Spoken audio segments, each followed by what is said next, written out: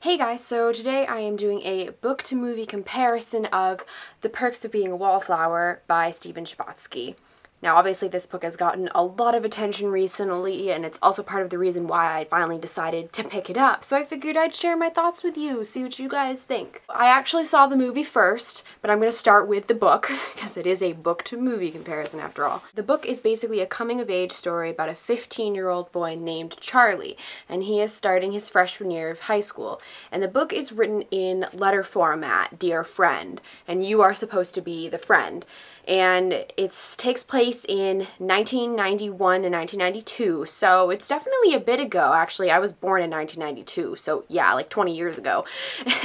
And you slowly learn about Charlie's life, his experiences through these letters. We learn that Charlie's friend from middle school and beforehand, Michael, has recently committed suicide. So when Charlie enters high school, he is sort of in this weird place of not having any friends. He's in a very iffy part in his life. He's had some other hardships in his past, and he's a very emotional person, and you definitely understand that through these letters. He's not afraid to share the fact that he cries or he feels upset or extremely happy about something.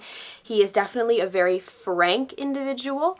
Now when the letters start, they are really choppy. They're not written well, and it was really hard for me to like it in the beginning because it just was so rough. However, the letters do get better, and by the end of the book they flow pretty well, so you sort of understand that as the year has gone on, Charlie has gotten better at writing.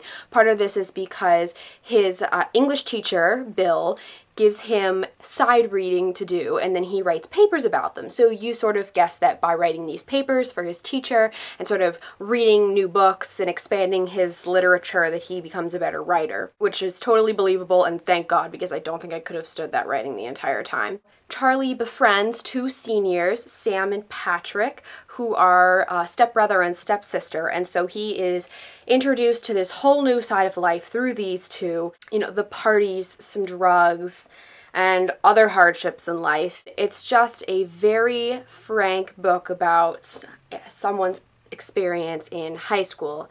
Not necessarily everybody's experience in high school. I can't say mine was very close to Charlie's, but somebody might have related to a certain part of this book or whatnot. This book is often compared to The Catcher in the Rye, and I did not care for that book. It was alright. Once again, the sort of first-person writing style got to me, and I didn't enjoy it too much, hence me getting it from the library, because I had a feeling I wasn't gonna love it that much and didn't really feel like spending the money and ending up not liking the book, which is sort of how I felt. In the end, I gave this book a 3 out of 5 stars.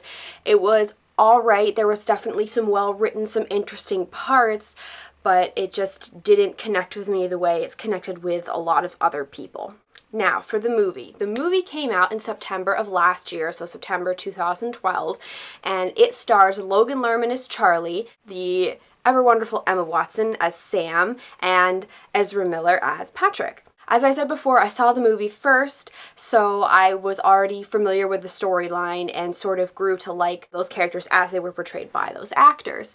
I don't know how it would be for somebody who had read the book first. Maybe you thought that Logan Lerman wasn't really a good fit for Charlie. I personally thought he was, but I'm also a huge fan of Logan Lerman, so, you know, a little biased there. The movie was directed by the author, so I think that really helped, but it actually stayed very true to the book. There was a lot of scenes that were extremely similar, if not exact lines from the book. They did cut certain parts from the book when it was translated into the film, such as Charlie's extended family that they go to visit during Christmas. We never really spend any time with them, which I thought was fine.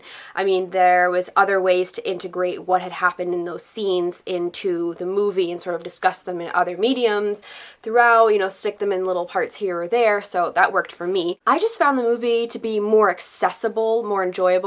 Charlie in the book seems very immature in a way, like he's just not exposed to a lot of things in his life. He's kind of sheltered in a way, and then when he meets Sam and Patrick, he is obviously, his horizons expand greatly, but I definitely believe him as a very inexperienced 14-year-old in the book, whereas in the movie, Logan Lerman is portraying him, and Logan Lerman is, I believe, my age, so he is definitely, he's like 4 or 5 years older than the character in the book, depending on when he was filming it, and I definitely got that sense of more maturity when he was being played by Logan Lerman, and I think I found that easier to relate to in the end when he is developing the relationship with Sam and he has, and they have their moments together. I was much more invested in it in the movie than I was in the book.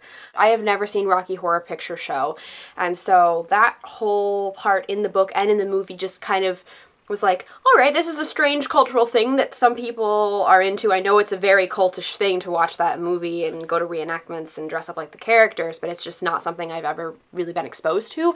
So it was strange both in the movie and in the book, but it was, some continuity there, so that was great. I also found it a lot easier to like movie Charlie.